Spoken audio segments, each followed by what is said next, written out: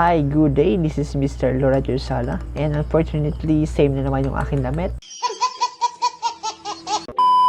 So for today's video is gagawa tayo ng analysis or ipapakita ko sa inyo yung solar power setup o yung off-grid solar power setup basic 101. So of course it is being presented by me.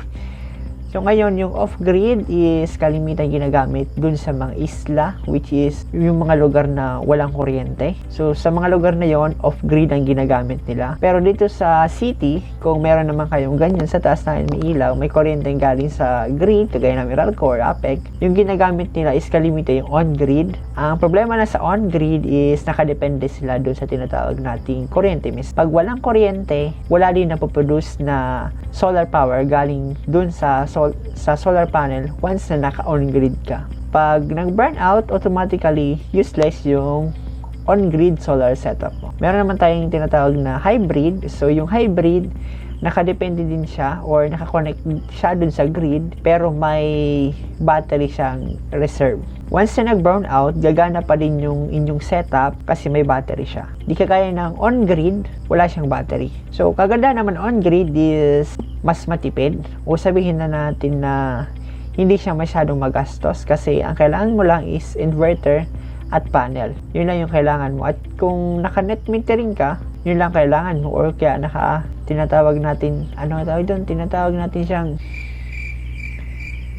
naka-limiter. So, kailangan mo ng limiter o yung solar power limiter pag hindi ka naka-net metering. So, ngayon, i-discuss lang natin is yung off-grid setup kasi yun yung ginagamit ko dun sa isla namin.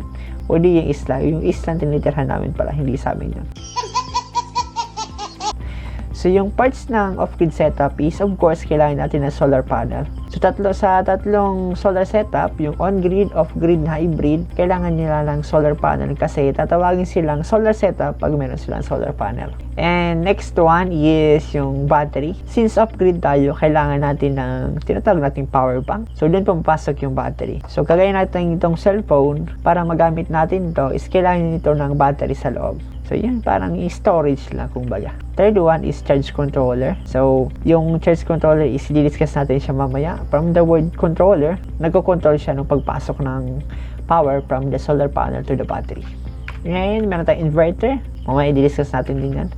And protective device, so kailangan natin siya kaya ng breaker, fuse, or grounding wire. So kalimitan, lahat naman ng solar power setup is may mga ganitong protective device, yung breaker, fuse. Kasi once nagkaroon ng problema o nag-short circuit yung setup natin, at least yung unang magti-trip yung breaker natin o yung fuse natin at hindi yung masisira mismo yung whole setup natin. So ito yung tawag natin is pinaka-basic setup ng solar power. Kailangan mo ng solar panel. From solar panel is pupunta ka dun sa controller. And from controller is pupunta ka dun sa battery, inverter, at yung mga load mo. So yun lang pinaka-basic na setup. So lahat ng off-grid is ganito yung itsura. Kagaya nito.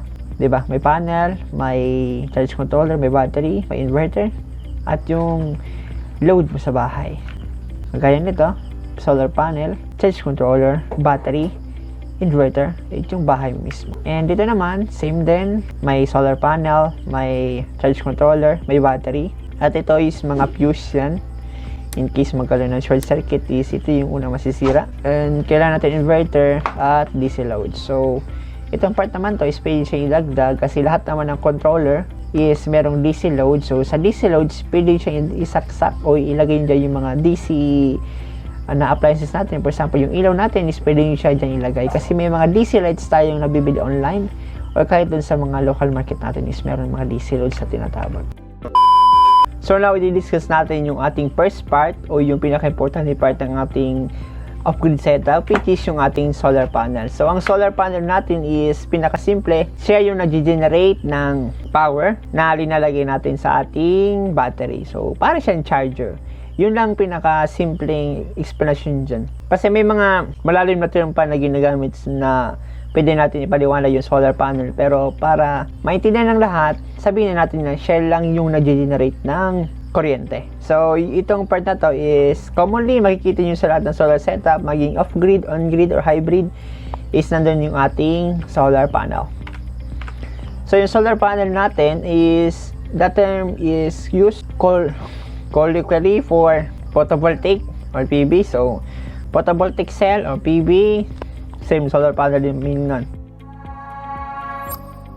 So, meron two types ng solar panel. Meron tayong monocrystalline at polycrystalline. So, ibig sabihin, yung dalawang to lang is yung commonly ginagamit dun sa ating solar setup. Pero meron naman talaga tayong tatlo, which is yung flexible na solar panel. Pero kalimitan na sa ibang bansa yung ginagamit. Kasi dito sa atin, wala naman talagang gumagamit ng mga flexible solar panel. So, yung monocrystalline, mas mahal, pero mas efficient. Ibig sabihin, sa 100 watts na polycrystalline at monocrystalline, mas maliit yung monocrystalline na 100 watts kasi mas efficient siya.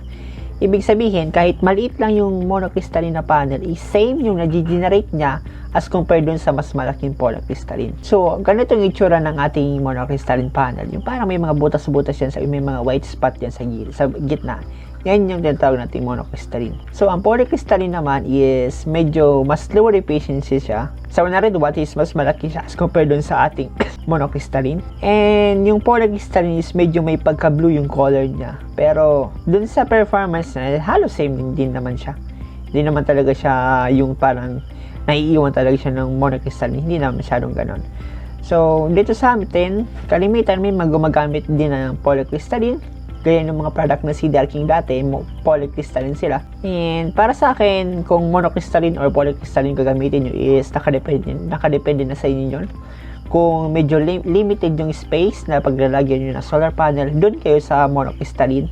Pero kung malaki naman, doon kayo sa polycrystalline kasi yung polycrystalline solar panel is mas mura. So dito na tayo sa battery. So, yung battery natin is nagsiserve bilang power bank ng ating solar setup.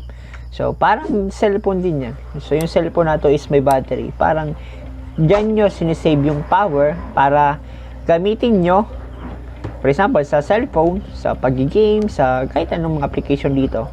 So, sa solar setup, ginagamit yung battery bilang ipunan ng power o ng kuryente. So, dati, yung pinaka ginagamit talagang battery is yung tinatawag natin deep cycle battery, yung flooded type. Ito yung mga battery na parang nakikita nyo dun sa inyong masasakyan. Yung may mga butas-butas, so yung may mga takip-takip. At ang problema lang sa ganitong klaseng battery is dapat nami-maintain nyo siya palagi. So, palagi yung tinitingnan yung kanyang tubig. At dapat yung specific gravity ng kanyang tubig is tama. At dapat hindi siya maubusan ng tubig dun sa kanyang battery. Kasi once na naubusan siya, automatically masisira yan.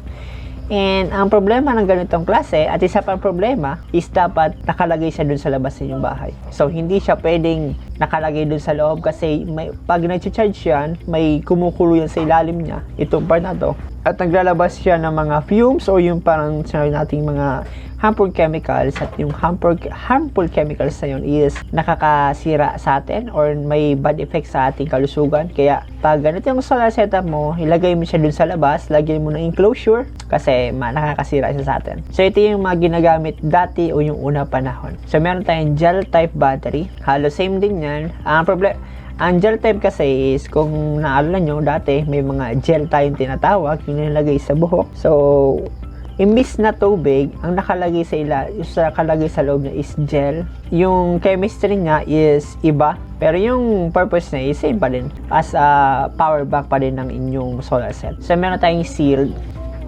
By the way, yung gel type at yung sealed type is pwede nyo ilagay sa loob ng bahay kasi walang lalabas na fumes kasi wala siyang takip. Ibig sabihin, sarado siya. At ang kagandahan sa sealed type is hindi siya kailangan magkaroon ng maintenance. So, hindi siya lalagyan ng tubig.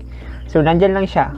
Tumatagal siya na around 5 to 6 years kasi yung dating solar setup ko is tumagal siya ng 6 years. Pag nasira na siya, automatically, itatapon mo na. Or, ibebenta mo at kasi may nagre-repair naman yan. So, over deep cycle na flooded type, doon na tayo sa sealed at gel type kasi mas safe siya at pwede siya ilagay sa loob ng bahay natin. So, yung nauso ngayon is lithium. So, ang lithium naman kasi is sabihin na natin na kahit maliit siya, pero yung power na nalalagay niya is malaki.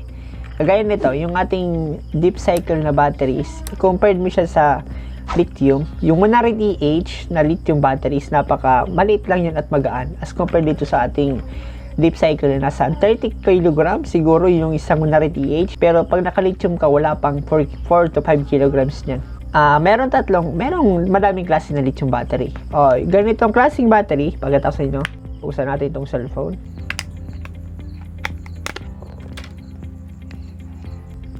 So, ganitong klaseng battery is lithium din to. Tinatawag itong lithium polymer.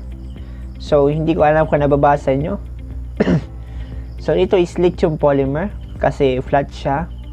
At meron tayong tinatawag na lithium ion. So, ang lithium ion is kalimitan yung ginagamit sa ating laptop. Yung mga laptop natin, yung laman ng battery niyan is tinatawag natin lithium ion 18650.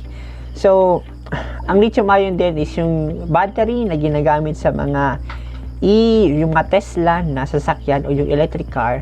Kalimitan is lithium ion ginagamit sa kanila.